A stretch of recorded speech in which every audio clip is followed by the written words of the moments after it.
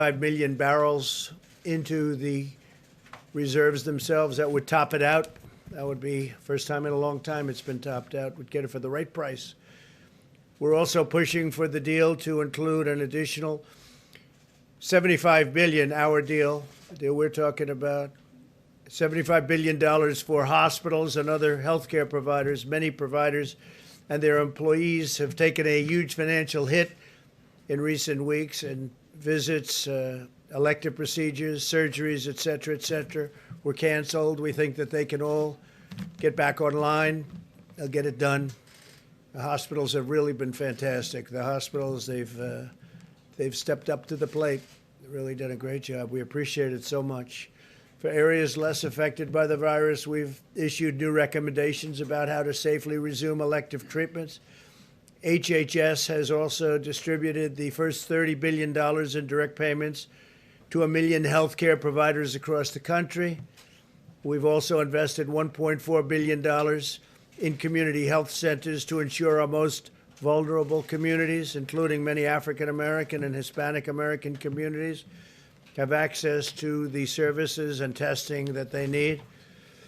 Earlier today, Vice President Pence spoke with governors from all 50 states about our unified effort to defeat the virus. He had a great call. It was a great call, very positive in, I'd say, every way. Prior to the call, we provided each governor with a list of the names, addresses, and phone numbers of the labs where they can find additional testing capacity within their states. Many, many labs. We're providing you with a list. We'll show it to you now. If you need it, we'll give you the details. But hundreds and hundreds of labs are ready, willing, and able. Some of the governors, like, as an example, the governor from Maryland didn't really understand the list. He didn't understand too much about what was going on. So now I think he'll be able to do that. It's pretty simple. But they have tremendous capacity, and we hope to be able to help him out. We'll work with them and work with all of the governors. Similar to the situation with ventilators, states need to assess their complete inventory of available capacity. Some states have far more capacity than they actually understand, and it is a complex subject, but some of the governors didn't understand it. The governor, as an example, Pritzker from Illinois, did not understand his capacity. Not simply ask the federal government to provide unlimited support. I mean, you have to take the support where you have it, but we are there to stand with the governors and to help the governors, and that's what we're doing. And they have a tremendous capacity that we've already built up, and you'll be seeing that. We're going to be introducing a couple of the folks in a little while to talk about it. I want to draw your attention to Governor Cuomo's remarks during his press conference today. He said the president is right. The state's testing is up to the states to do, which will implement the tests and logistically coordinate the tests. We have about 300 labs in New York, and they're great labs, actually. And it's my job to coordinate those 300 labs. I think the president's right when he says that the states should lead, and the governors they're really getting it together in New York. A lot of good things are happening in New York, and I think the governor's going to come in to see us tomorrow. He's coming to the Oval Office tomorrow afternoon. Andrew is going to be coming in with some of his people, so we look forward to that. Some of the articles that just recently came about, if you remember, and I put out a statement today, for a month it was all ventilator. That's all people could talk about was ventilators.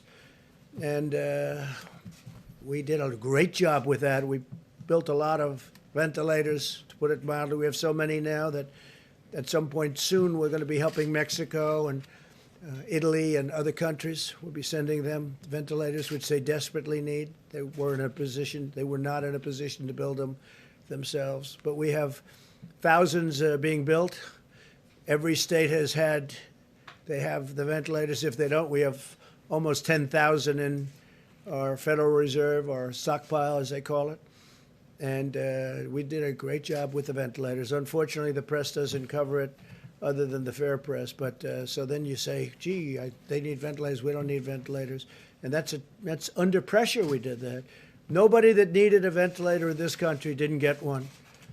And a story that just came out, how the media completely blew the Trump ventilator story. I'm sure you'd love to see that. That's by Rich Lowry, respected journalist and person. How the media completely blew the Trump ventilator story, which unfortunately it did. And here's another one that just came out. Kyle Smith, the ventilator shortage that wasn't. The ventilator shortage that wasn't, because we got it fixed. And we're also going to help the states, by the way, stockpile ventilators, so if a thing like this should happen again, they've got them. The stories on testing are all over the place, that we're actually in good shape. I'm going to have the vice president and others speak to you about that, but we're in very good shape on testing, and we're getting better all the time. You're going to see some interesting things.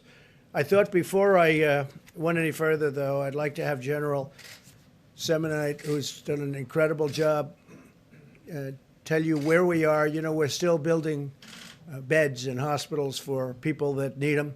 I guess the hospital business general is getting pretty much closed out now, but we're creating a lot of space for people just in case, and in some cases they probably will be using them. But I thought the general, he's been so impressive and done such a great job. I thought on behalf of the services and on behalf of the federal government, he'd say a few words about what we're doing right now. Thank you very much, General.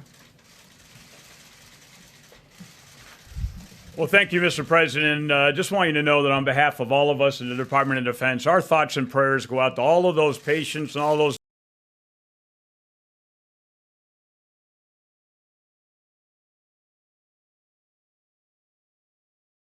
worked very, very hard, and we're just so proud to be part of this noble calling.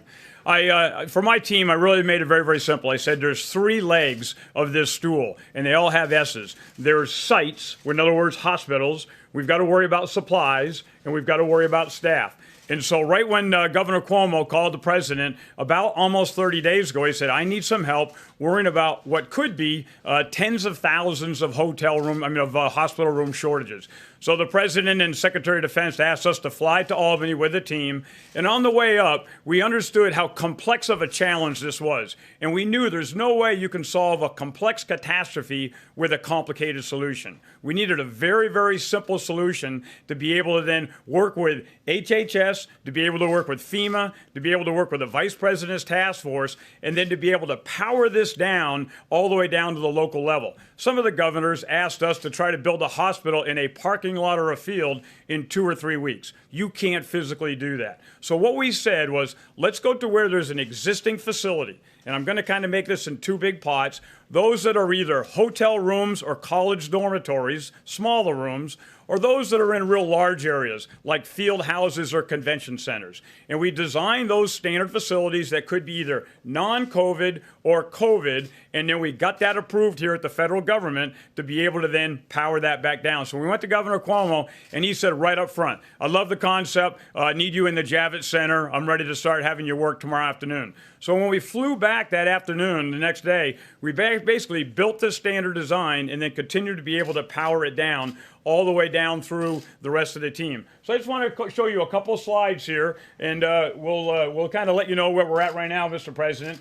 We had to do a bunch of assessments. So somewhere in the order of over 1,100 different locations we went to, and we worked for FEMA, we worked for the president, and we worked for governors and mayors. And we said, what do you think your demand is going to be? And based on a lot of the modeling that's been in this room here, we were able to understand when the peak curve was, but we also were able to understand where's the bed shortage. So then these 1,100 facilities, right now today, sir, we're actually executing 32 different facilities. That's on the order of merit of about 16,000 beds.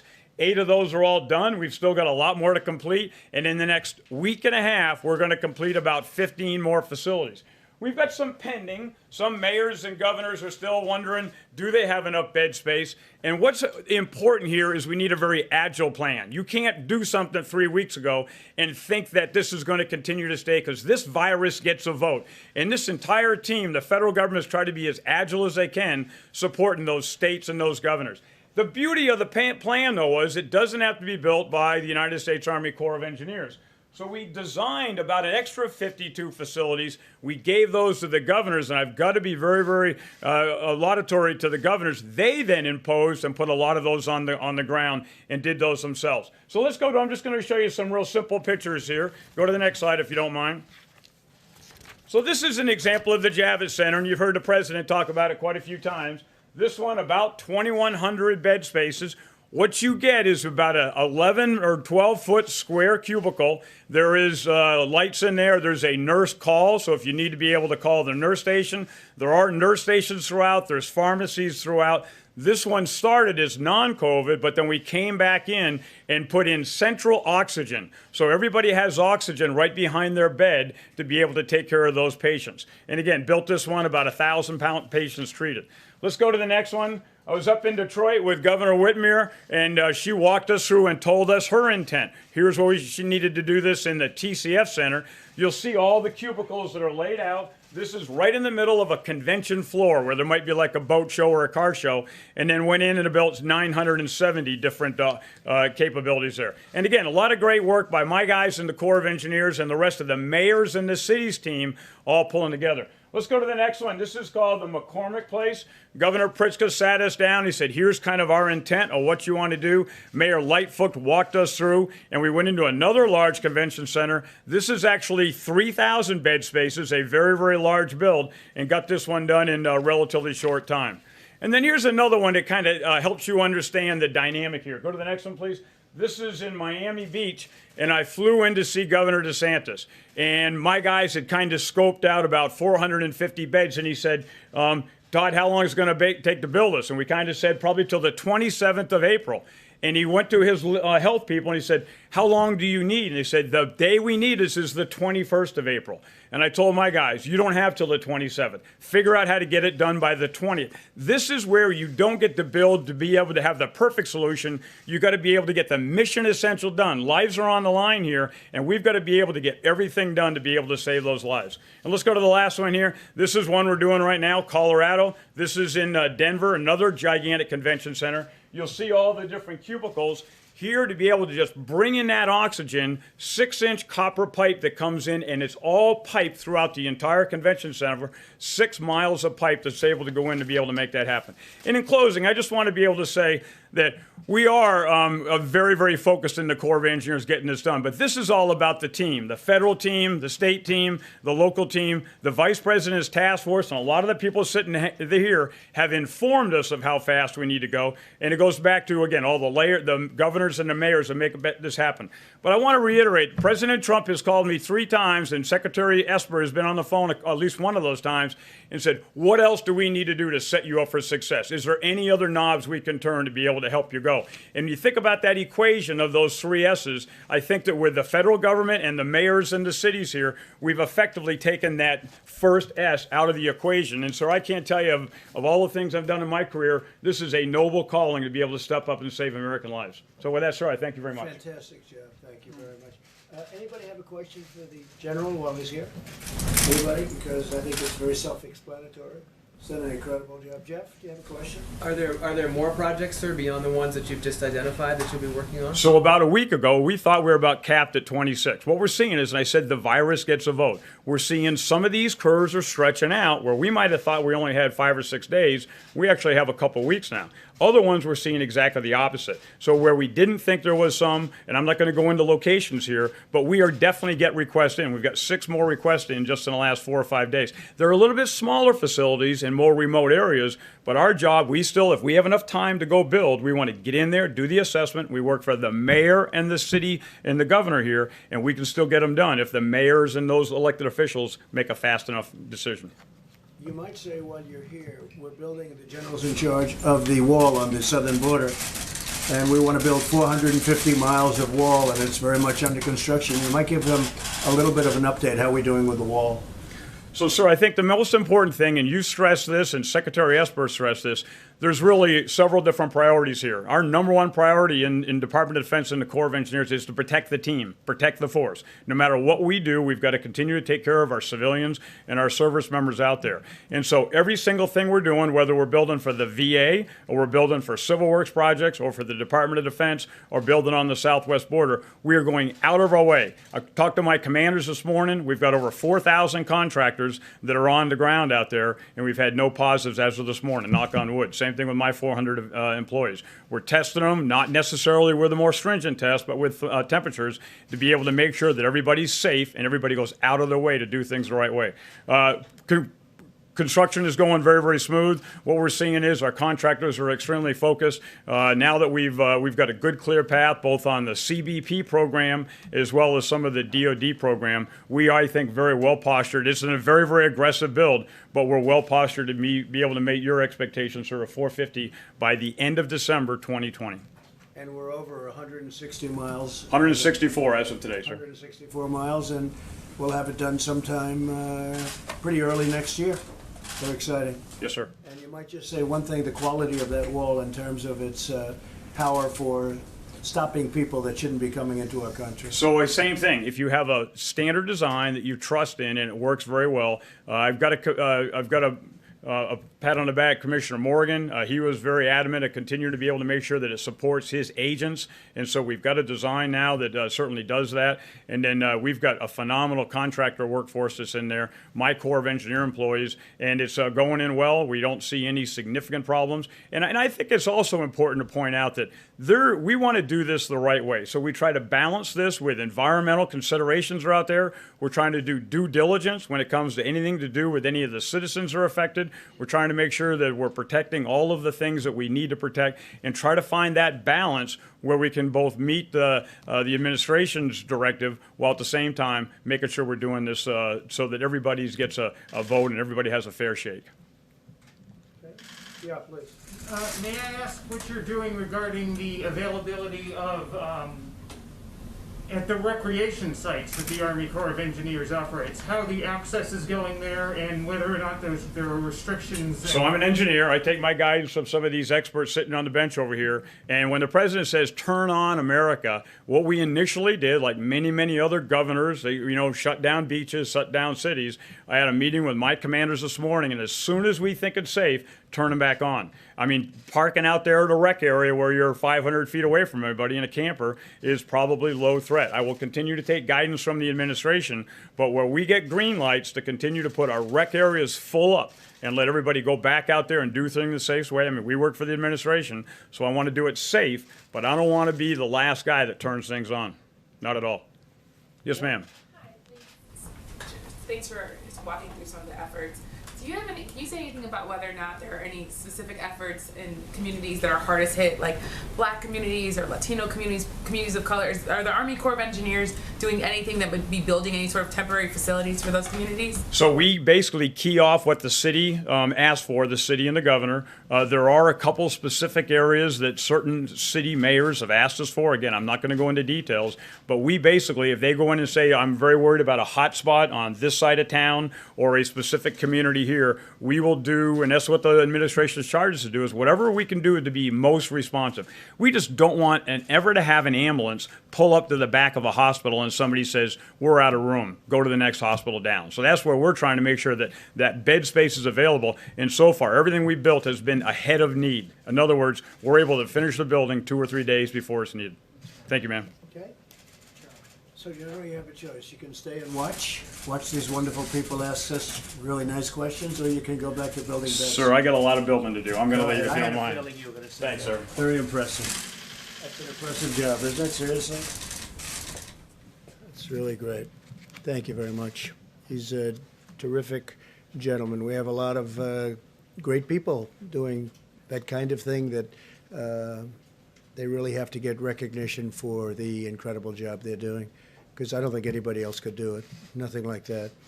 And that's on top of thousands and thousands of hospitals. And, he built, just in New York alone, 4 hospitals and 2,900 beds, and got them done so quickly nobody saw anything like it. Fortunately, we haven't had to use too many of them, and that's okay. That's probably better news than having to use them all, right? Because a lot of good things are happening in New York and elsewhere. So through the public-private partnerships and deregulation, the federal government has already made immense testing capabilities available, but some states need to take action to fully utilize it. To date, the United States has conducted millions more tests than any other country. You can add them all up, and they don't catch us. And our numbers are doubling almost on a, certainly on a monthly basis, but almost on a weekly basis. We're moving very rapidly, far at a number nobody thought possible. And we'll be doubling our number of daily tests if the governors bring their states fully online through the capability that they have. We have tremendous capability out there already existing, and we explained that to the governor today. Mike and all of the people explained it very strongly to the governors. They really get it now, I think. As the experts have explained, this capacity is sufficient to allow states to conduct diagnostic testing to treat patients, as well as contact tracing to contain outbreaks and monitoring to pinpoint potential hotspots during phase one. And there are some hotspots, and we have them pinpointed, and they can really cover it very, very nicely when they know exactly where to go, and they're being told where to go. And also these locations where they're going, and some of them are federal. Some of the governors didn't realize they were allowed to use federal locations. They are. And we have a booklet of the federal locations. We can hold it up. I think you'll show that. Maybe we'll hold it up now. Yeah, okay, fine. But you see the number things. Thanks. These are all locations where they can go, which is really pretty amazing. This is just one page out of many. Over 5,000. Look at this. These are all locations. 5,000 labs. That's a lot of locations. And they can all, what is it, 5,000? 5,000 pieces of equipment. So that's, thank you very much. That's more than anybody thought. And it's already there. They have to use it. That's all. They have to use it. Some weren't aware. Some were very much aware. Some weren't aware. My administration also continues to support states with our massive operation to deliver masks, gowns, gloves, and other vital supplies. Admiral Polachek and his team at FIFA are really, what a job they've done. And Pete, what a job he's done. They're calling on Easter Sunday to make sure everyone's okay. But they're using detailed data about supply chains to track the deployment of 1 billion pieces of protective equipment through private distributors every 2 weeks. So what we're doing is we're delivering a number that nobody anywhere in the world is delivering. FEMA is working closely with Dr. Birx and the distributors to prioritize supply of resources where they are most needed. We're finding the location that they have to get to that location. We have locations that are very important to get to and get to them fast, and that's where they're going. So we have a very strong priority. This pandemic has reaffirmed the importance of keeping vital supply chains at home. We cannot outsource our independence. We cannot be reliant on foreign nations. I've been saying this for a long time. If we've learned one thing, it's let's do it here, let's build it here, let's make it here. We've got the greatest country in the world. We've got to start bringing our supply chains back. Somebody years ago got this crazy idea, let's build all over the place and let's have parts, let's have a screw for a car delivered and made in a country that's far away. And let's have a fender made someplace else, and let's do this and let's do that, and let's put it all together. And I like making it right here in the USA. And I think we've learned a lot about that, and especially maybe when it comes to pharmaceutical products. We've also conducted major military operations providing cities and states with additional medical capacity, and the incredible 1,800 men and women from the Army Corps of Engineers. You just met with Todd. The job they've done is incredible. But we have nurses, doctors. We have experts in every field all over. Spoke with Governor Cuomo, spoke with Mayor de Blasio, spoke with many of the other governors. That I'm both friendly, and I think I'm friendly with just about all of them, if you can believe it. But I've gotten friendly with a lot of them. I've gained a lot of respect for a lot of the governors, both Republican and Democrat, during this process. Some really good people, some really good talent. But we're sending a lot of our medical people, not only our construction people like Todd Semonite, but a lot of our medical people are being sent all over the country to different locations. New York City, New York State, New Jersey. I spoke with Phil today. He's doing a terrific job in New Jersey, but New Jersey got hit very, very hard. Phil Murphy, governor. From the day this crisis began, America launched a scientific mobilization of colossal size and scale. Someday they'll be able to write the true story because nobody's seen anything like it. The fake news just refuses to cover it correctly, but that's okay. The people are understanding, and that's what matters to me. There are now 72 active trials underway across the United States, researching dozens of therapies and treatments, and another 211 are in the planning stages. They're literally mobilizing on therapeutics and also on vaccines. A tremendous progress is being made on vaccines, and I must say on therapeutics. I mean, frankly, if I had my choice, give me the therapeutics right now, because that would help people right now. And we have some things that I think are working, not only working, but we have some incredible things that look like they could be an answer, but we'll know soon. Being tested, working out right now. This includes their therapies designed to attack the virus, as well as others that would hinder its replication, reduce the rate of infection, control the immune response, or transfer life-saving antibodies from the blood of recovered patients. And one of the incredible things that we've seen, and Mike and I were talking about it before, is the fact oftentimes somebody gets very ill from the plague, okay, from this horrible scourge, and they get better and they recover. And the first thing they say is, I want to give my blood. That's happened. The doctors have told me it's happened so much. I want to give my blood. I want to give my blood. And they're doing that. But tremendous things are happening. You'll be seeing that over the weeks. I think we'll be talking about it in the not too distant future. Johnson & Johnson's very well along on vaccines. Again, the vaccines have to be tested. The therapeutics are for now. But a lot of good things are happening on both. But ultimately, we also hope to prevent infection through a very safe vaccine. And that'll be a great thing when we have that. And we will have that. So with that, I'd like to introduce Admiral Guar and Brad Smith to discuss some of the incredible things that have been done. And they really are what they've been able to do in a very, very short period of time. With and equipment. You're going to see equipment that you haven't seen before. And if you just come up, Brad, if you guys would come up, you could give us a little display of some of the equipment that we have and some of the things that are happening having to do with testing, because testing is a big word. Remember, it was all ventilators. And the reason it was all ventilators, they said, there's no way he'll ever be able to catch this one. And not only did we catch it, we are now the king of ventilators all over the world. We can send them anywhere. We have thousands being made a week, and they're very high quality. And that wasn't playing well. So then they said, testing. Oh, we'll get them on testing. Well, testing is much easier than ventilators.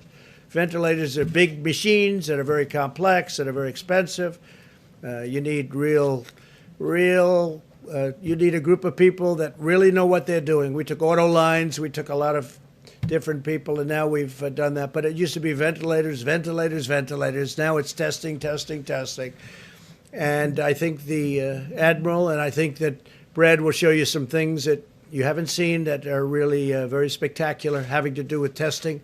We're way advanced. The list I showed you, these are places you can go if you're in the States. 5,000 different machines. 5,000. They're all over the country. We have international also, but these are all over the country. But you'll see something now that's really eye-popping in terms of what they've done. And they've done this under great pressure. They've come up with things under great pressure that are absolutely amazing. So please, if you would. Thank you, folks. Well, thank you, Mr. President. I want to talk about a couple things today, a little bit different than I've spoken about before. Since early March, we've really been focusing on two key concepts for testing. Number one, to assure and expand supplies in the U.S. market. This is really critical because we were talking about really a cottage industry with very minimal suppliers that we were asking to supply over a 2-week period of time the normal production that would be for at least a year. And as simple as a swab is not a swab is not a swab. And we need to be very careful that when we put something in a person and tell them a test result, that it's really correct. The second component is to secure sufficient supplies at FEMA during this time of peak disease, where we could alleviate any maldistributions within the state. This is the FEMA process of requesting and sending things out and also supporting outbreaks. So starting, we assembled a multidisciplinary team of really incredible people. The medical side of the equation, which I represent, the laboratory side of the equation, high-tech side of the equation, logistics and operation. And Brad Smith is his day job is director of the Center for Medicare and Medicaid Services, an incredibly important component of our country's CMS system, building the future healthcare system, but has done a really incredible job operationally and logistically in bringing everyone together. We have focused on every piece of the supply chain that relates to testing, down to the most minute detail, and he's going to talk to you about some of that. But that started in the second week of March with starting an airlift, because the only supplier, the main supplier of swabs at that time, was a place in Italy that was completely shut off because of the outbreak in Italy. So Admiral Polubchak arranged Greytail Air Force planes to go to Italy to bring millions of swabs back to Secure. That's just how it started, and it's expanded since then. The second part is we've been really marrying, and this has been the beauty, the logistics and supplies to the overall strategy. Two pieces of strategy. Number one, what is the overall testing strategy? And Dr. Birx has had just an elegant strategy in the past, but even more important in the future, when we make sure we take care of indigent populations and those most vulnerable. So the clinical, the contact tracing, and the monitoring of those who are at most risk. We've also married it to the strategy, and you've heard more than you wanted to know about it, that a small machine that's point of care is good for certain things, but it's not going to test 5,000 people over a short period of time. So the small machines, the medium machines, and the large machines, and how to contextualize them.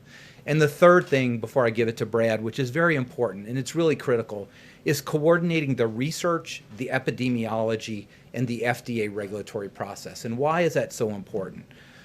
When we started 5 weeks ago, if we wanted to test this many people with the technology we had, we would have used about 80% of the strategic national stockpile in PPE just to do testing. We needed an innovation. That innovation was to be able to test out of the anterior nose with a completely different kind of swab. It sounds very mundane, but if you don't do that, you can't get the testing to scale. That allowed us to really go to widespread testing. Last week, moving to polyester swabs, which is going to open up millions of new swabs onto the market. But that's a regulatory science and innovation step that had to co-occur with this. And with that, I'm going to let Brad talk about some of the details that he has really shepherded over the past weeks in ways that have truly been amazing and incredibly impressive to me. Well, thank you, Mr. President. It's an honor of a lifetime to be here and serving in this way. I've been working under Dr. Birx's and Admiral Gerard's leadership over the past several weeks to help increase the supply of testing across the United States. As you all know, there's really three parts that you need to make the test work.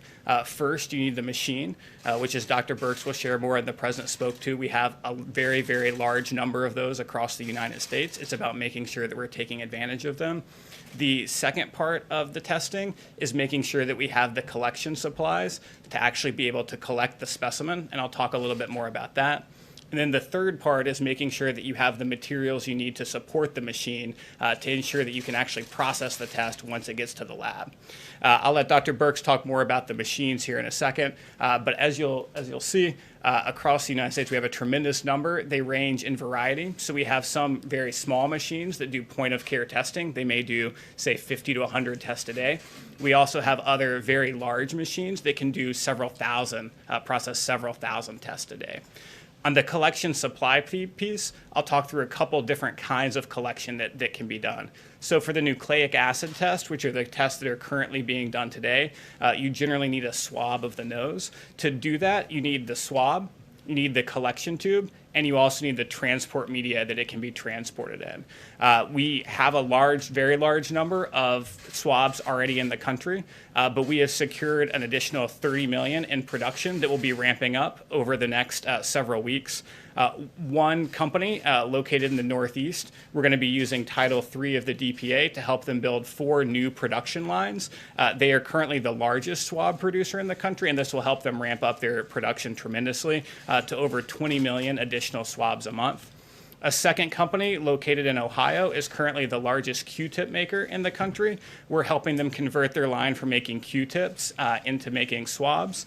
They are actually ramping up production starting this week of swabs, and will be ramping up to over 10 million per month. So in total, that's over 30 million new swabs that will be coming just over the next handful of weeks. The second piece is on the collection tubes. The collection tubes, we've been partnering with Oak Ridge National Lab, a Department of Energy lab based in Tennessee. They have very unique and sophisticated injection molding manufacturing capability, and they are in the process of ramping that up to create collection tubes, and they will be ramping up to over 40 million collection tubes a month here over the next several weeks. In addition to the swabs, we believe that as testing progresses, there'll be other types of testing like serological testing that will occur. And those samples have to be collected in different ways. So many times, some of those tests will require a finger prick. So in addition, we've secured over 17 million lancets, which is what you use for the finger prick, so that we have those available, as well as 17 million alcohol swabs, which is what you need to clean the finger before you do the finger prick. In addition, although folks are not talking about this much yet, we also believe that businesses across the country may want thermometers to test folks as they come into the office. And so we've secured over 650,000 infrared thermometers that states and businesses will be able to access to be able to test folks as they come into work. So I think we've made tremendous progress on the collection side. In addition to the collection side, we've been very focused on ensuring that the labs have what they need. To process a specimen in a lab, you really need 2 things. You need something called an extraction kit, and you need something called a PCR test.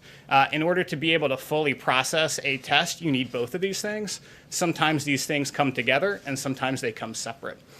For some of our point of care tests, including the Abbott and Cepheid tests, they come together.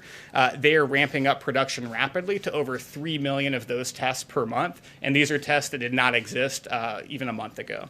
The second piece is on some of these large machines. They also sell complex cartridges that come together.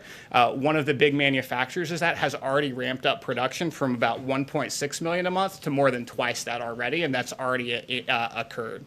In addition to when they come together, they also sometimes come separate, and we see significant ramping up of production there from our manufacturers through our public-private partnerships. And we're seeing both several million more over the next few weeks of both the RNA extraction kit as well as the PCR test kit. So with that, thank you. Mike, please.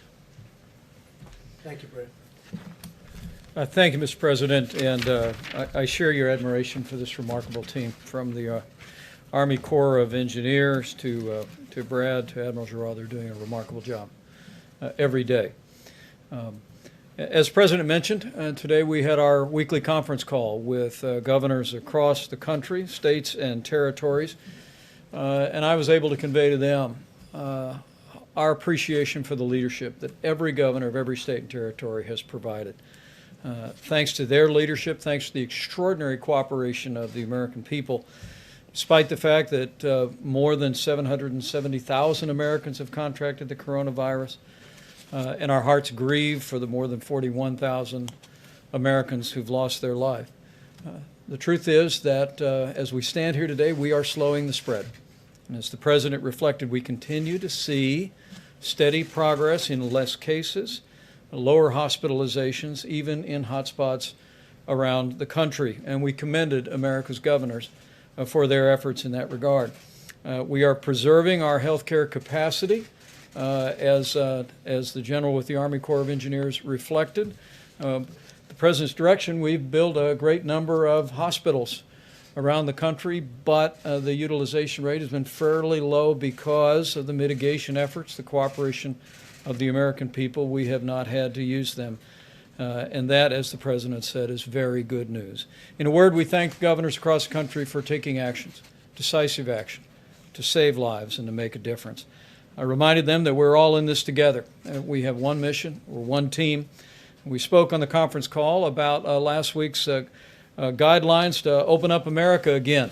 And we heard from governors across the country about the progress that they are making. We spoke to governors from New Jersey, Connecticut, Florida, Louisiana, Texas, and Michigan about their ongoing efforts at social distancing and addressed questions that they had about needs that have been spoken of already in this presentation today.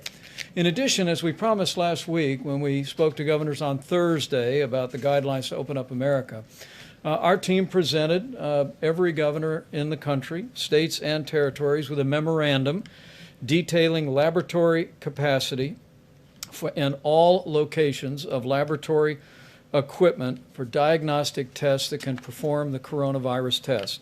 We also provided, as Dr. Birx will elaborate in just a few moments, literally a map about where these testing devices are located. And I must tell you, Mr. President, I was very impressed at the way governors, as we speak, are scaling testing in their own states using these resources. Our hope is that by providing this information and by our team that we've enlisted out of Walter Reed, that's contacting every one of the laboratories in the country to find out what their needs are and to encourage them to activate those testing machines to do coronavirus testing, that will continue to be able to support a state-managed effort to increase testing even more. But a few highlights. Governor Doug Ducey announced antibody testing for 250,000 health professionals this week and first responders, a partnership between the state and the University of Arizona. We spoke today about Governor Gavin Newsom's announcement that he set up a task force for testing, 5 to 7 high-capacity testing hubs in partnership with UC San Diego and UC Davis to increase testing in high-capacity labs around the state of California. We heard from Governor Ron DeSantis, Mr. President, about the efforts of the state of Florida. I believe he said that at this time Florida had conducted 275,000 coronavirus tests, and they're in the process of a major expansion of statewide testing with the goal of opening up additional sites and using the Florida National Guard to test residents at nursing homes and long-term care facilities in Florida. We also recommended today to every governor's attention the public health website that the state of Florida established, which has useful information on a county-by-county level about where testing is happening. Mr. President, as you said, governors are utilizing testing assets. They're managing and deploying these resources as they see fit. And at your direction, we're going to continue to work very closely with them. Thousands of military doctors and nurses on the streets of New York and other cities around the country. This is one more step where we're literally, as the President said from early on, are leaving no stone unturned, and we are delivering a whole-of-government approach for our states as they deal with the coronavirus outbreak. Governors are continuing to expand testing, and we assured them that we're going to continue to work in every way to support their efforts to do just that. I will say again, as we've said before, as Dr. Birx comes up to explain to you what we delivered to the governors today, we told the governors once again today that by our best estimates, we have enough testing capacity today for every state in America to go to phase 1 if they meet the other criteria of 14 days of reduced cases and sufficient hospital capacity to prepare for any eventuality that may occur. Once again, we have enough testing capacity for every state in America to go to phase 1, but we assured the governors today that we're going to continue to work around the clock to expand the testing capacity, support supplies, and to support their efforts to encourage social distancing and the very mitigation efforts that the American people have been doing that have brought us the progress that we see all across the country today. With that, Mr. President, I'll just let Dr. Birx describe what we distributed today. Thank you, Mike. Thank you, Mr. Vice President, Mr. President. We just want to show you a couple of additional slides, but also to remind all of Americans that we still have a significant number of cases, both in the Boston area and across Massachusetts and Chicago, to really that our hearts go out to those cities as they continue to struggle with coronavirus and the consequences at the hospitalization, to all the healthcare providers that are on the front lines. We wanted, so these are just an illustration of the different types of equipment that are out there, describing them both as low speed, but quick turnaround time, to high speed and taking 3 to 4 hours to actually run 100 or more tests. And so the equipment range from all those different, and that's why there's 5,000 of them as noted by the president in this list. We wanted every governor and every state and health laboratory director to have a clear understanding of the full capacity within the state, both for the capacity, but also where technical assistance and additional supplies may be available. And we were proud to put the federal labs on that list because the military and the VA have stepped up every step of the way to provide support both in testing and care. And we have many military members on the front lines, and I'm sure the military would offer their facilities to the governor of Maryland or any governor who wanted to utilize those to expand testing. So the next slide, I'm just going to run through them very quickly. So every governor not only received the Excel spreadsheet with the complete list of the equipment and the zip code of the location and the laboratory to really be able to create a mosaic of laboratories of the high speed and low speed equipment together to meet the needs of their clients, depending if they're drive-through or hospital needs. So this is what Florida looks like. Next slide. This is what Louisiana looks like. Next slide. Maryland with significant capacity. Next slide. Virginia with significant capacity throughout the state. Next slide. New York, obviously a lot of capacity in New York City with overlapping capacity. It's important to know where this is because then hospitals and labs can support each other when they need surge capacity. Next slide. This is New Jersey. Next slide. Pennsylvania. Next slide. Massachusetts. Next slide. Ohio. Next slide. Oklahoma. Next slide. Washington. Next slide. I think that's Wyoming. So we wanted to show both in states that have large populations and in states that have lower populations. You can see that in general, the number of machines working with the Walter Reed Group and the American Society of Microbiologists and all the lab directors to really create a web of understanding of what the capacity is currently, what the capacity can be, and how the federal government can support them in developing their strategies linked to the overarching federal strategy of testing as outlined in our guidelines. Thank you, Mr. President. Question for Dr. Burks? Yeah. Dr. Burks, University of Southern California and the LA County Public Health put out a report today that suggests that the penetrance of the virus is as much as almost 40 times what it was believed to be, that as many as 442,000 people in LA County may have been infected, which suggests two things. It suggests that you have a lot more people out there who could be spreading the virus, but it also suggests that the case fatality rate is more in line with the 2017-2018 flu than what we've seen in some other areas of the world. But I'm wondering if you've seen that and what your thoughts were. So we're looking at all those studies very carefully, and I think you will remember over the last 3 weeks I've been talking about the level of asymptomatic spread and my concern about asymptomatic spread because with flu and other diseases, when people are sick, it's easy to contact trace.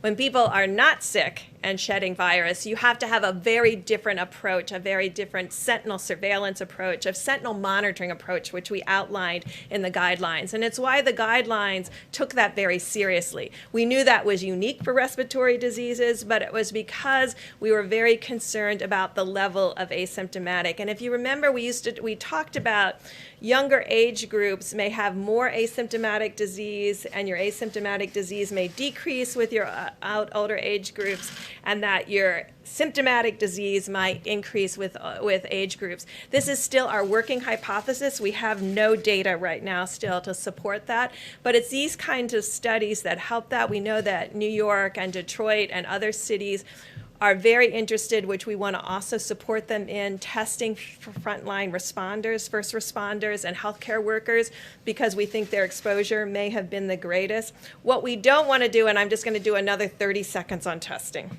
These tests are not 100% sensitive or specific. And I'm going to go over this over and over again. So if you have 1% of your population infected, and you have a test that's only 99% specific, that means that when you find a positive, 50% of the time it will be a real positive, and 50% of the time it won't be. And that's why we're really asking people to start testing in among the first responders and the healthcare workers that may have had the greatest exposure, because that's where the test will be most reliable. And then when we have the luxury, we can go out to broader and broader communities.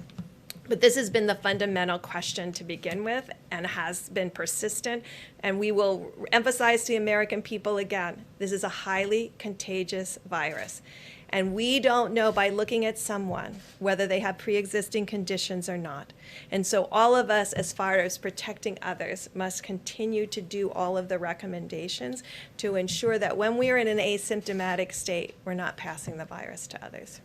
Question for you as well. The governor of South Carolina announced today they're going to open some stores with restrictions, but they just told my colleague Natasha Chin that they have not achieved that criteria in the White House guidelines about the downward trajectory for 14 days. So shouldn't they not be reopening stores today? We have asked every governor to follow the guidelines, just as we've asked every American to follow the guidelines put out by the president. But each of the governors can decide for themselves whether they've reached specific guidelines in specific areas. I had a question, I think, on Saturday about Jacksonville and their beaches. So I did spend about 5 hours going to every state website, and I will tell you that the Florida Department of Health website is extraordinary, and this is what every Department of Health should have, because when you go to that website, you can see that most of the cases are in southern Florida, in the Miami, Fort Lauderdale, Broward County area. And if you look in Jacksonville, they had less than 20 cases per day and less than 800 in 4 weeks. And so these are the kinds, when you inform the public and give them the information that they need, then they can make decisions along with the local government and governors. So I'm not going to say specifically with South Carolina because I don't know their specific website right now, and I don't talk about data unless I've seen it myself. But I know from Jacksonville that they had less than 20 cases a day. And so this is how we need to start informing the community. These websites are critical. It's by zip code and it's by county. They can see cases, they can see cumulative cases, they can see new cases, they can see hospitalizations, they can see mortality, they can see age groups of mortality, and they can see where every testing piece is. This is how we have to inform the American public, and this is where the American public will develop confidence in each of their counties and local governments. I was hoping you could comment. The Vice President mentioned that there's enough testing capacity right now to proceed to phase 1. But what about phase 2 or phase 3? Are there enough machines, or enough cartridges, are there enough reagents right now for the sort of reopening the administration is envisioning taking place over the next month or two? So you can see the current machine outline, and you can see that both of these gentlemen have prepared to have everything ready for phase 2 and preparing it now for what we will need in the future. And I think that's what you saw with the ventilators. That's what you're seeing with PPE. It's not just for today, it's for tomorrow. And it's our federal planning is not just for this instant. It's making sure that we meet the needs of this instance, but we're planning for 30 and 60 and 90 days ahead. I would just agree with Dr. Birx completely. We are ready right now to enter phase 1, and we are ramping up all our capabilities across the board, not just to achieve what's necessary for phase 2, but 2x, 3x, 4x, so that we will be absolutely over-prepared when the nation is ready to go into those phases. President Trump. And by the way, not everybody agrees that we have to do that much testing. We're going maximum. You understand, there are some people that don't want to do that much testing. But we're going maximum. We're going to the outer limits. And I think that's the way probably it should be. Jeff, go ahead. Mr. President, to return to a topic that you opened the press conference with on oil, U.S. crude futures today went below zero, went into negative territory. Went negative. Yeah. Like interest rates, they go negative. Does that make you want to see Saudi Arabia and Russia and OPEC Plus do more Well, to it's for reduce short supply? term. Much of it has to do with short sellers. Much of it has to do, if you look a month into the future, I think it's at $25 or $28 a barrel. So a lot of people got caught. They got caught, and there are a lot of people that are not too happy because they got caught. So if you take a look at it, you'll see it's more of a financial thing than an oil situation. But because you take, I believe, in a month or so, in other words, go a little bit out, it's at $25 and $28 a barrel. So it's largely a financial squeeze, and they did get squeezed. So would you like to see, however, Saudi Arabia and other countries make more Well, cuts? we've already done that, where Saudi Arabia is cutting back, Russia's cutting back, Mexico's cutting back, and the OPEC plus, they call it OPEC, plus additional states are cutting back. And, you know, the problem is nobody's driving a car anywhere in the world, essentially, 184 nations.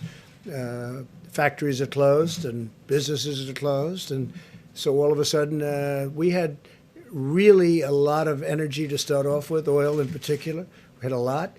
And then all of a sudden, they lost 40, 50% of their market. So it just stopped. So it's going to be picking up, and the energy business will be strong.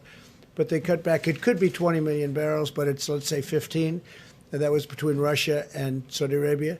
But this had to do with the squeeze, and it was a very tough squeeze. A lot of people got... You don't think they need to do more right now? Well, they're going to do more by the market, to be honest. Look, same thing over here. If the market is the way it is, people are going to slow it down or they're going to stop. That's going to be automatic, and that's happening. Yeah. Mr. President, on criminal justice reform and these SBA loans, I got an email earlier this morning from a fella in the Northwest who owns a supply business. And he has a felony on his record, nonviolent felony, in the past 5 years, which under SBA guidelines makes him ineligible for one of these PPP loans. So he has now had to let go 50 employees, many of whom are criminals trying to get back into society. I don't believe there's anything in the CARES Act that would restrict. If you give me the name of the company and his name, I'll have that checked out, John. I'll do that. It's a friend of yours? No, not a friend of mine. No, it's just somebody who Why did contacted me out of the blue. He called you to say he's a criminal, and why did he get a loan? Or what's... He says he wanted to apply for an SBA loan and couldn't, and wondered how that squared Okay, with if you your... give me the your- name, I'll look into it. I'd like to look into that, okay? Caitlin, go ahead. If these companies that open and they have employees come back to work and they get sick, will these companies be liable? Which companies are you talking about? Under Any what? companies that open, manufacturing, any kind of company that opens, So employees go back to we work, have- they get sick, will the I'll company give you be an liable? answer to that. I'll give you a legal answer to that when we look it up. But we are trying to take liability away from these companies. We just don't want that because we want the companies to open and to open strong. But I'll get you a legal opinion on that. I'll get you, well, that's what I'm saying. I'll get you a legal opinion on You that. guys haven't discussed that yet? Nobody's discussed it, no, but we will, now. Have any business executives have voiced concern to you about being Not liable one, potentially? not one. They didn't say Not that at on the this call point, last week? but we're gonna look because they have talked about general liability. So I'll get you a specific answer from the lawyers, okay? Go ahead, please. Thanks, Mr. President. I wanted to follow on oil. When you were talking earlier, you were talking about the PPP deal and then mentioned the SPR.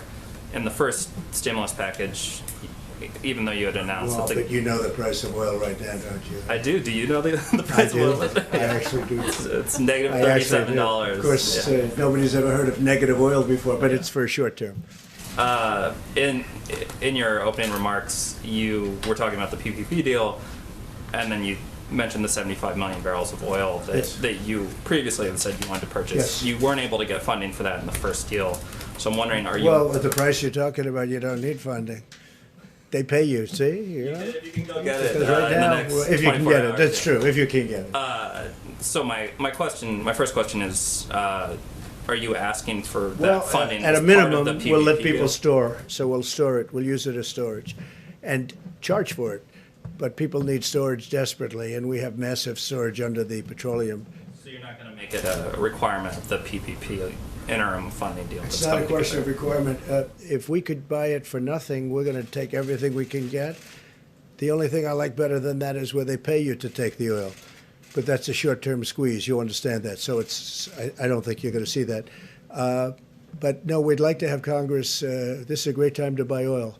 And we'd like to have Congress approve it so that we could, instead of just storing it for the big, usually the big companies, because I think we have 75 million gallons right now capacity. That's a lot.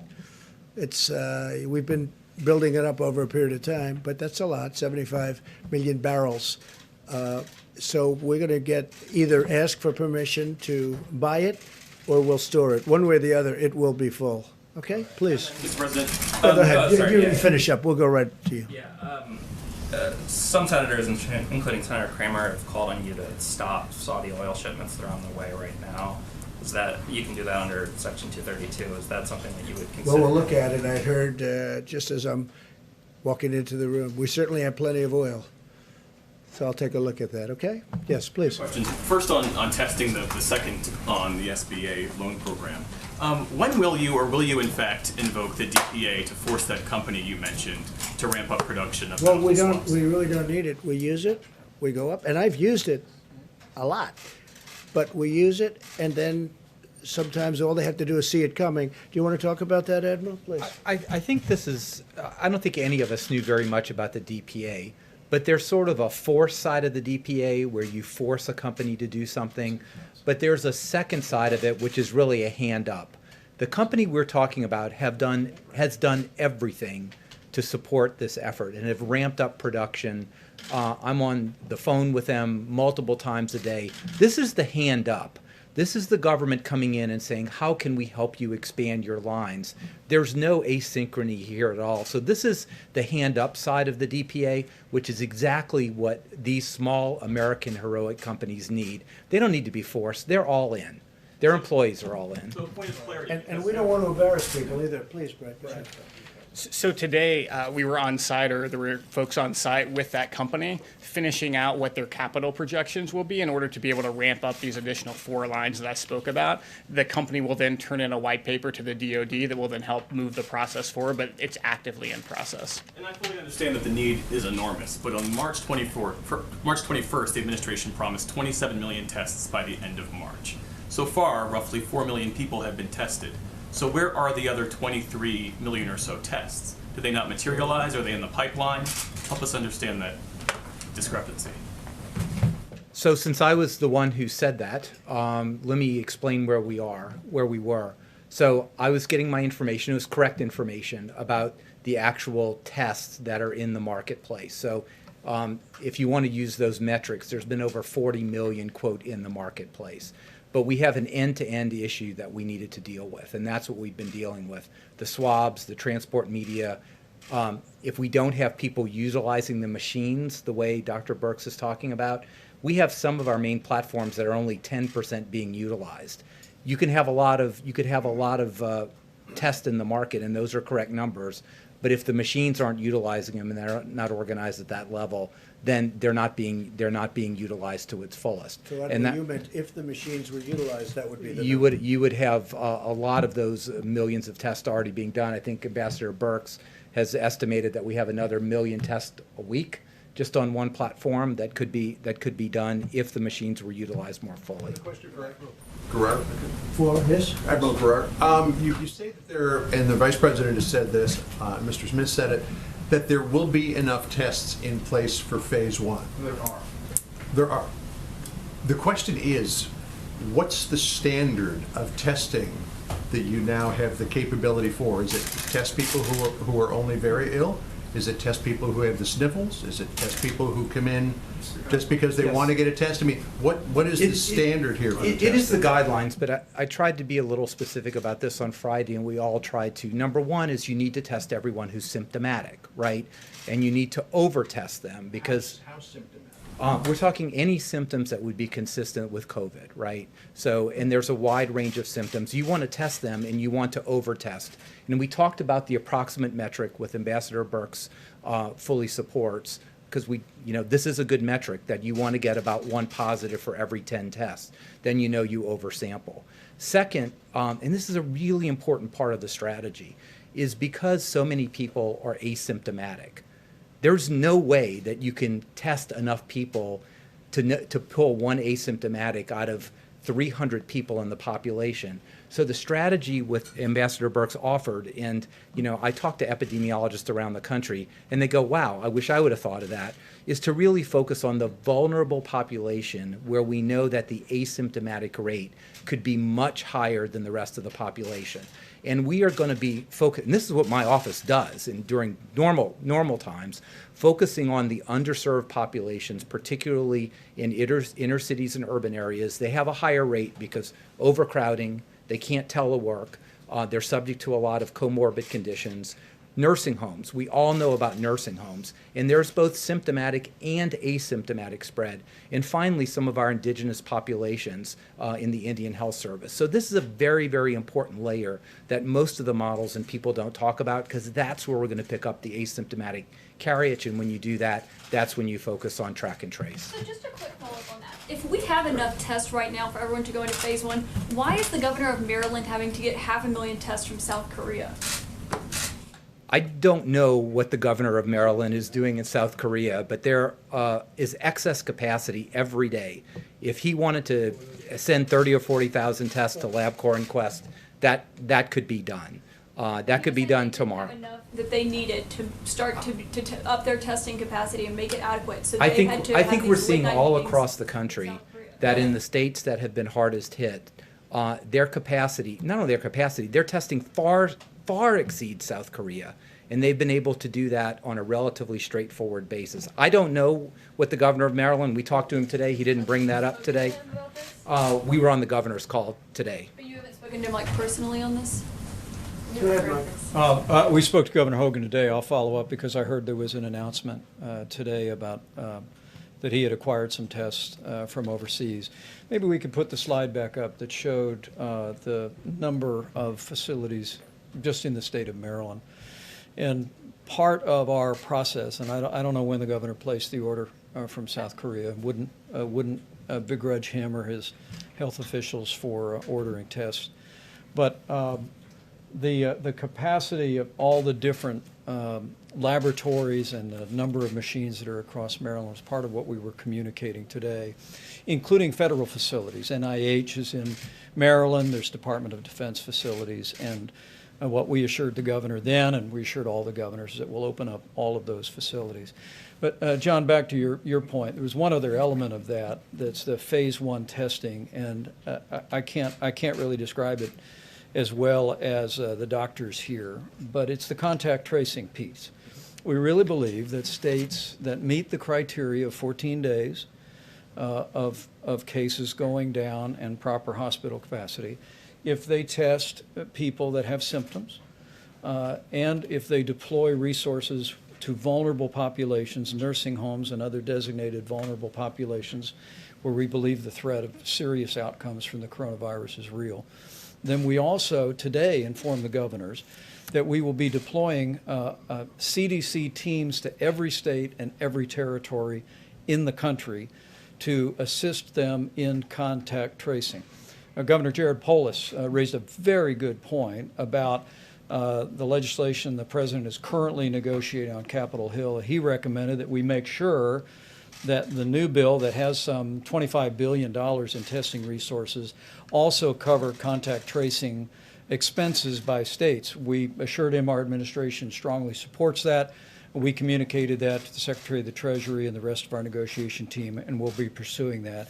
But we were able to tell every one of the governors that we will be deploying teams, we think of 10 or 12 for a start, from CDC to reside in all of our states and territories to supervise and work with contractors and others to do the kind of contact tracing. So it's test people that don't feel well and may have the coronavirus, keep a careful eye and monitor your vulnerable populations, and when you come across a case, have a team on the ground that can do the immediate contact tracing and testing, and that's how we restrain and contain the spread of the coronavirus during phase 1, and frankly, it's the beginning of the structure for how we contain the coronavirus going forward. And take a look at that map.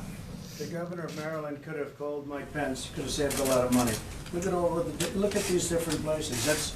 That's Maryland right there. So Could have saved a lot of money, but that's Saying he didn't okay. need to go to South Korea for No, those I don't think he testing needed to go to kits? South Korea. I Have think you he guys needed to get a little contacted him? knowledge would have been helpful. On the Yeah. SBA loans, do you think it's right that major corporations, major institutions like the Ruth's Chris restaurant chain like Harvard University apparently got a lot of money under the CARES Act, money that was supposed to be earmarked for small business owners? Do you think that's fair? Well, I know And one if- thing, I didn't get any. That's for sure. I didn't get any. We'll look at individual things, and some people will have to return it if we think it's inappropriate. But should the criteria be changed so that that money goes to people who need it? Well, it's being done by great professionals. It's being done by banks, and as you know, community banks all over the country. That's what they do. They loan money, and they're supposed to do it according to not only criteria, but according to what we think is right. But if somebody got something that we think is inappropriate, we'll get it back. Okay? Good point. Please, go ahead. Yes, a different question about South Korea. There are reports that you are personally negotiating with President Moon the terms of reduction of U.S. forces on the Korean Peninsula, and that there are 4 scenarios involved. Can you confirm that? And if so, what is your desired outcome? Well, I think that South Korea had a great talk with President Moon. He's a friend of mine. I congratulate him. He had a wonderful election victory. I was very happy about that. He was, as you know, just recently.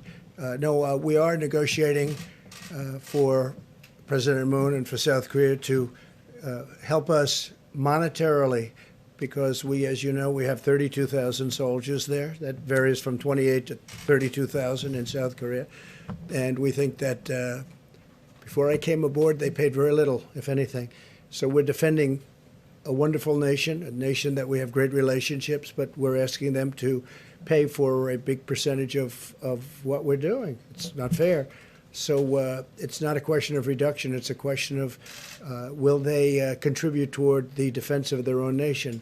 We're defending nations that are very wealthy. South Korea is a very wealthy nation. They make our television sets, they make ships, they make everything. And I give them great credit. We've been defending them for many, many decades, as you know, over 8 decades.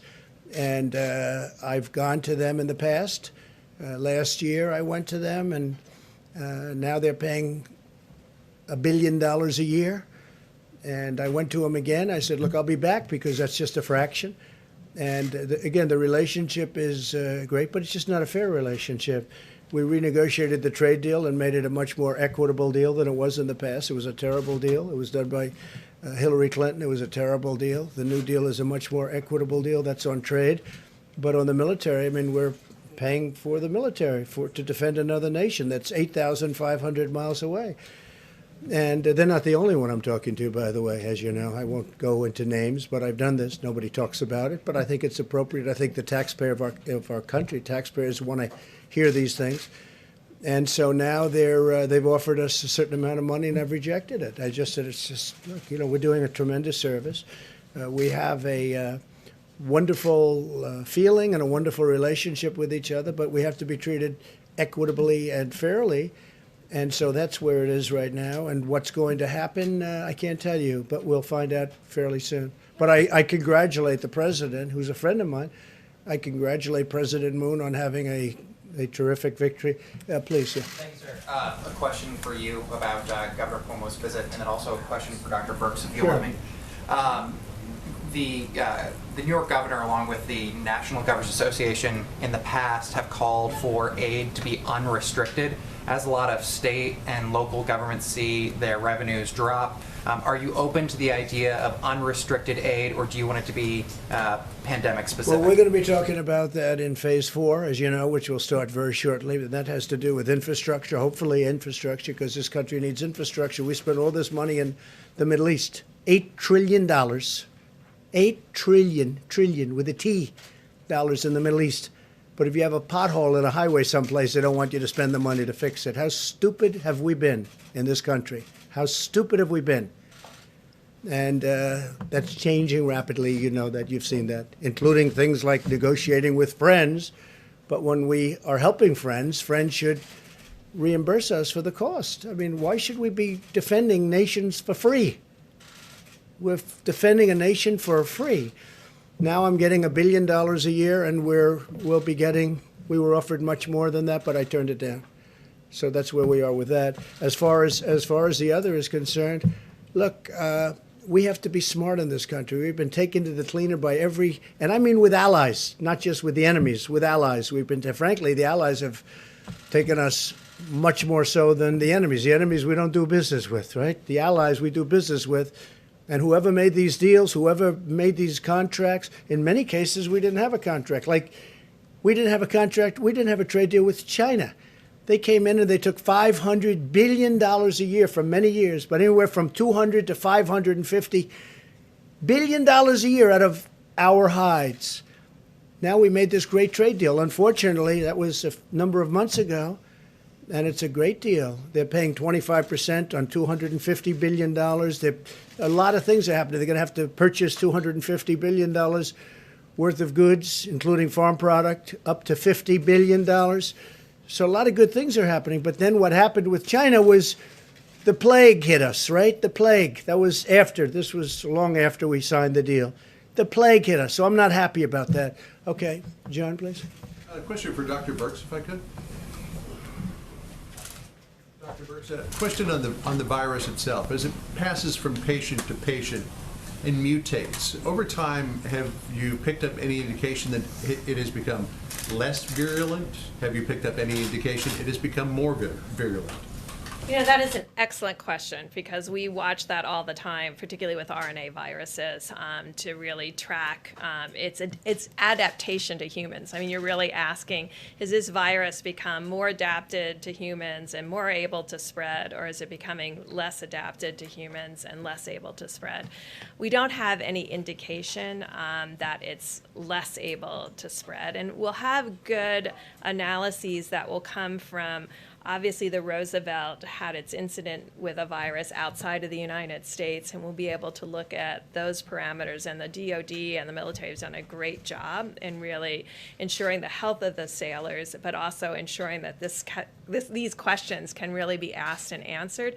We have extraordinary evolutionary molecular biologists in this country, all around the United States, and they're looking at this very question. And a lot of the work that we've been doing, and you'll see a lot of work happening with testing in New Mexico and testing in other states. They have extraordinary molecular biologists that are evolutionary biologists, and they'll be able to look at that both in New Mexico that may have lower transmission rates and compare that to New York that has maybe 10x the transmission. But it's an excellent question, and it's something that will be able to be answered by what we see in the United States. John, what a good question that was. Where did that come from? Once in a while I pull one out of my hat. No, that's very impressive. You know, when Senator Schumer wrote a letter a couple of months ago, and he said, you should use admirals and generals. I said, well, that's where first of all, we have our vice president has been incredible, but we have the admirals, we have the generals. And I was just talking to the admiral inside just before we came out.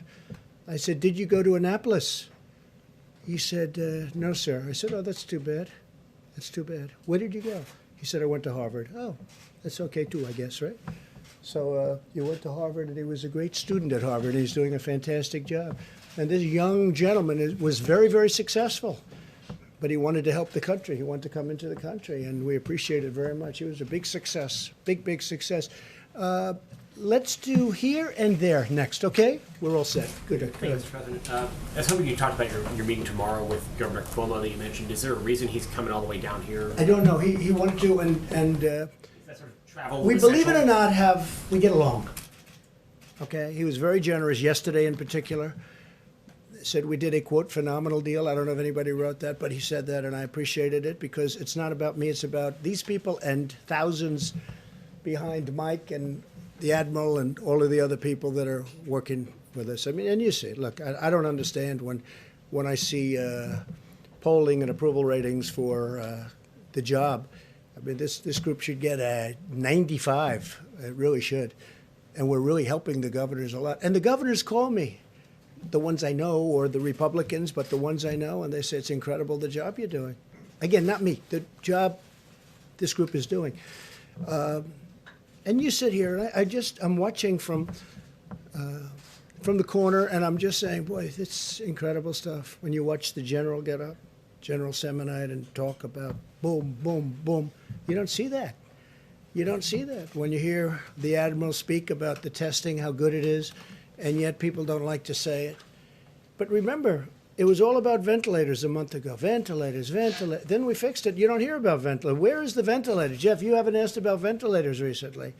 What's going on? What about ventilators? We're helping other countries now because they can't have. They're very hard to come by, and they take a long time to make, like years. It's incredible the job they've done, that our people have done, and also private companies have done. You talk about the act. We don't like to use it unless we have to, but a lot of times just the fact that you have it gets you everything you need. So, we don't want to embarrass any of the companies, but we have used it on a number of occasions, and it worked, but it works just as well before you have to use it because they don't want to be embarrassed, and I don't want to embarrass them because they've done a great job. But please, go ahead. Thank you, Mr. President. No, I think right behind you, I promised. I cannot tell a lie, so we'll get you next, okay? We'll get you next. Talking to her or me? No, you. Me, okay. Well, thank you so much, Mr. President. My question, I have two questions. The first one is on testing. You talked about the idea that first it was ventilators, now it's testing. You seem to maybe possibly be implying that talking about testing is a personal attack on you. Can you explain why you think talking about testing is a personal attack, given that the access to testing has been an issue for a long time? There's bipartisan outcry still today that there's not enough testing. Why do you think it's a personal attack on you? Well, it's not bipartisan, it's mostly partisan, but more importantly than mostly partisan, it's incorrect. You have the experts. Look at these maps. I mean, you have the maps with so many different locations. In the case of, as an example, Governor Hogan, he didn't really know. It was very obvious to any of those listening on the call today, even though you weren't supposed to be on it. I'm sure that some of you were, or representatives were. He really didn't know about the federal laboratories. Would you say that's correct, Mike? He didn't know. He didn't know. And Mike doesn't like to get into this stuff. He's less controversial than I am, but he didn't know about it. And if he did know about it, he would have been happy. No, we've done a really good job in testing. Now, with that being said, we have tests coming out perhaps over the next 2 weeks that will blow the whole industry away. Now, a lot of people love the Abbott test. So do I. The Abbott test is great because it's boom, they touch, they put it in 5 minutes you have. The problem is that doesn't do massive numbers like the big machine. But the big machine takes a day and a half, with delivery and everything else. But we have tremendous testing capability. Remember this, we've tested more than any country in the world by far. In fact, I think I read where if you add up every other country in the world, we've tested more. But remember this, we're dealing in politics. We're dealing with a thing called November 3rd of this year. Do you know what November 3rd represents, right? You know better than anybody in the room. November 3rd of this year, it's called the presidential election. No matter what I do, no matter where we go, no matter how well we do, no matter what, if I came up with a tablet, you take it and this plague is gone. They'll say, Trump did a terrible job, terrible, because that's their soundbite. That's the political soundbite. They know the great job we've done. But with all of that being said, and also there is a thing that somebody could talk to if they want, but I don't want to bore you with it. Not everybody believes we should do so much testing. You don't need so much. We're talking about maximum. The reason that the Democrats and some others, maybe because they don't know, they want maximum because they want to be able to criticize. Because it's almost impossible to get to the maximum number, and yet we've been able to do it already. But with that, and you'll be seeing this over the next couple of weeks or sooner, we have a test. If it comes out, it'll revolutionize the whole world of testing. It'll be something really special. So I don't view it as personal at all. What I do say is it's something that's not fair to thousands of people that have done such a good job. The second question I have about your language and how you approached the coronavirus at the beginning. I interviewed someone who said that his family got sick. They went to a funeral in mid-March. And they said mainly because the president wasn't taking it seriously. He said, if the president had a mask on, if he was saying we should stay home, then I would have stayed home. Well, Instead, I have family members. He said his family members were sick, and because they were listening to you. Do you feel like, or are you concerned that downplaying the virus maybe got some people sick? And a lot of people love Trump, right? A lot of people love me. You see him all the time, right? I guess I'm here for a reason, To the best of my knowledge, I won. And I think we're going to win again. I think we're going to win in a landslide. But just so you understand, you're talking about March, right? And yet, excuse me, I know, I understand. And yet in January, a certain date, you know the date better than I do, we put on a ban of China where China can't come in. And before March, we put on a ban on Europe where Europe can't come in. So how could you say I wasn't taking it seriously? Do you know, I put on a ban on China before anybody in this country died. I put on a ban. And so you tell me, Nancy Pelosi she wanted to have a street party in Chinatown in San Francisco at the end of February. That's a month later. And then they tell me it's only a political talking point, but you feed into it because you're too good a reporter to let that happen. Really, you are a good reporter. You're too good a reporter to let that happen. Remember this. So at the end of January, I put on a ban. People that were in that room will tell you that I think there were 21 people. I was the only one in the whole room that wanted to do it. Fortunately, I was the one that counted for that purpose. We put on a ban because I was reading bad things about China. World Health Organization should have told us. But I was reading it with or without them. They should have known. All they had to do was read it. They didn't have to even be there. But they tried to cover up for China. World Health covered up for China. But no, wait. But you can't say this. Look, I put on a ban. In other words, I stopped China from coming to the United States. I stopped Europe from coming into the United States long before the March date that you're talking about. So people should say I acted very early. That was a very hard thing to do. Doing that was a very hard thing. I didn't want to do that, but I did it because I thought, and Dr. Fauci said that by doing it, President Trump saved tens of thousands of lives. So I did take it very seriously. You held rallies in February and in March, and there are some Americans. Oh, I don't know. I don't know about rallies. I really don't know about rallies. I know one thing. I haven't left the White House in months, except for a brief moment to give a wonderful ship the comfort. You held a rally in March. I don't know. Did I hold a rally? I'm sorry, I hold a rally. Did I hold a rally? Let me tell you, in January, when I did this, you had virtually no cases and no deaths, and yet I put it on. So how could I not? Why was Nancy Pelosi, right? Nancy Pelosi is holding a street fair. She wants a street fair in San Francisco in Chinatown to prove, you know what the purpose of it was? To prove that there's no problem. Many other politicians did the same thing and wanted to prove. While I was, no, of course not. No. I've been, people are amazed at how early I acted, and I did act early. With that being said, it's very hard to say, let's close down the greatest economy in the history of the world. I had to close down, I and everybody else that works with me and 300 and close to 350 million people built the greatest economy in the history of the world. Best employment numbers, best stock market numbers, best numbers in virtually every category, even good manufacturing numbers. The previous administration said manufacturing was dead for our country. Even great manufacturing numbers. And you know what? I did that, and somebody walked into my office and said, sir, you're going to have to close down the economy. You're going to have to close the country. But you know what I say to you? We're going to rebuild it. And we're going to rebuild it better, and it's going to go faster than people think. I built it once, I'll build it a second time. Please. Mr. President, thank you. Michelle Rihanna from America. Please. Go ahead. We have, going back to the topic of friendship and bipartisanship, Americans, with the exception of Pelosi, Schumer, and even Romney, Americans have seen an unprecedented chapter of bipartisanship and cooperation on the political landscape. On a personal note, what has been the most significant signal that your relationship with Democrats below the leadership level have changed for the good of America? I think it's a great question because there is bipartisanship. Look, we're getting the paycheck plan.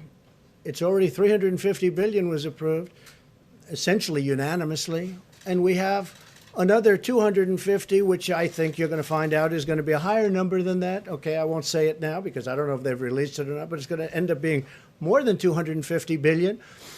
And this is going to small businesses and it's going to workers.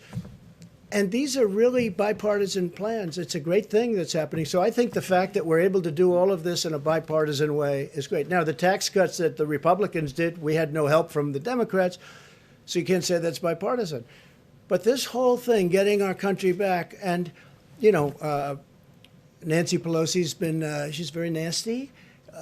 She, you know, wasted a lot of time on a impeachment hoax. It was a total hoax, went nowhere, and that was not good. And Schumer, I guess it's the same thing, but he sort of accepted it. He just did what he was supposed to do, and he didn't do very well with it. But, you know, that was not appropriate. That was a bad thing for our country, but it was fine. I mean, I understand the game. They have a little bit of a majority, so they say, let's do something and let's try and stir it up. But they wasted a year. They wasted tremendous. We could have been doing things that would have been great for our country. They could have been looking into China. They should have been looking into China as an example. A lot of people are blaming the Democrats for wasting all that time because it was during that period of time, as you know, that it was fomenting. But I think we've had a great spirit of bipartisanship in a certain way. It's not, I wouldn't say we're going to set records throughout the world, but things are happening that are very good. The country is coming together. And I'll tell you what, the people are coming together. The people are really coming together. I think you're going to find that our country is much more unified. I do think that the press, the media, foments a lot of this, a lot of anger. I really believe it foments tremendous anger. For instance, I'll be asked a tremendously hostile question from somebody, and then I'll answer it in a hostile way, which is appropriate. Otherwise, you look foolish. Otherwise, it looks like just walk off the stage and bow your head. I can't do that. You know, I just can't do that. But a lot of these questions that are asked from certain networks are so hostile, and there's no reason for it. There's no reason for it. We are in a war. This is a World War II. This is a World War I, where, by the way, the war essentially ended because of a plague. That was one of the worst ever. They lost almost 100 million people. But we're in a big war. And I'll say one thing about, because I think it's important. The last person, I did it early, but I was the last person that wanted to close down one of the great economic, you can't call it an experiment, but everything, I guess, in life is an experiment. So I'd say experiments, but one of the great economic stories in history. I'm the last person that wanted to do it, but we did the right thing. Because if we didn't do it, you would have had 1 million people, 1.5 million people, maybe 2 million people dead. Now we're going toward 50, I'm hearing, or 60,000 people. One is too many. I always say it. One is too many. But we're going toward 50 or 60,000 people. That's at the lower, as you know, the low number was supposed to be 100,000 people. We could end up at 50 to 60. Okay, it's horrible. If we didn't do what we did, we would have had, I think, 1 million people, maybe 2 million people, maybe more than that. And you look at, there's one country in particular that decided, let's wing it, let's just keep going. They are being inundated with death. Now, if you take a look at some of the hospitals where, one of them I knew growing up in Queens, and I'm looking at the bodies laying in hallways, being brought into refrigerated trucks, the trucks, these massive trucks, bodies going in. Multiply that times 10. It's not sustainable. And many of the people that have this theory, oh, let's, maybe we could have just gone right through it. I was somebody that would have loved to have done that, but it wouldn't have been sustainable. You can't lose 1 million people. That's almost double what we lost in the Civil War. I use that as a guide. Civil War, 600,000 people died. So it's not sustainable. But it could have been much more than 1 million people. I mean, if you took a number and cut it in half and half and in half again, you'd end up at 500,000 people, okay? If you want to make a very conservative guesstimate. 500,000 people is not acceptable. Is that a correct sort of an analogy? So, I mean, I see it all the time by friends of mine, by people that I have great respect for. Well, we could have done this, we could have done. And remember this. When we say 50, and they compare 50 to the 35 of the flu, because it averaged 35, 36,000 over a 10-year period, it's a lot. Who would think that? But we're not talking about, with the flu, it just goes. We're not locking ourselves in our units. We're not locking ourselves in our apartments and not moving and not touching anybody and just saying, the world. In this case, we are. And we're still going to lose between 50 and 60. But if we just kept it going on a normal basis, which is really the only standard that you can compare it to with the flu, because that was a normal basis. You get into an airplane, you travel to Florida, you go to Texas, you go wherever you're going. But in this case, if we didn't do anything, the number wouldn't be 50 to 60,000. The number would be 1 million people dead. It would be 1.5 million, 1.2 million, maybe 700,000. It would have been a number in like that because, and it's so important because I see so much. Oh well, you know, you can't compare it, because I'll tell you what, the people of this country, what they've done, they've gone out of what they had, the way they've lived. It's not great. It's terrible. Maybe the first 3 days, and then all of a sudden, you see what's going on. They want to get going, and I get that fully. But I just say this. If we would have done that, we would have lost anywhere from 1 million to more than 2 million people. Now, with all of the death that we've seen at 50 or 60,000 people heading toward, right now it's at 40, but 50 or 60,000 people, probably over 54, I see. But that's with our guard up. If we took our guard down and just said, okay, we're just going to keep this open, we would have lost millions of people. Can you imagine? Look how bad it looks now when you look at the bodies, when you look at Hart Island in New York where they have the mass grave and all of the things that you see. Can you imagine if we had the guard down, if we didn't do anything and we just said, let's ride it out? It would not have been sustainable in any way. It would have been an atrocity. So we've done the right thing. We've really done the right thing. And the people that have worked so hard and dangerously, I'll tell you, again, I say it, but I watch those doctors and nurses and medical people running into those hospitals, and they don't even have their gear on. Forget about gear, whether it's great gear or not, and we're bringing in the best gear in the world. But they're running in with open everything, and they're the job.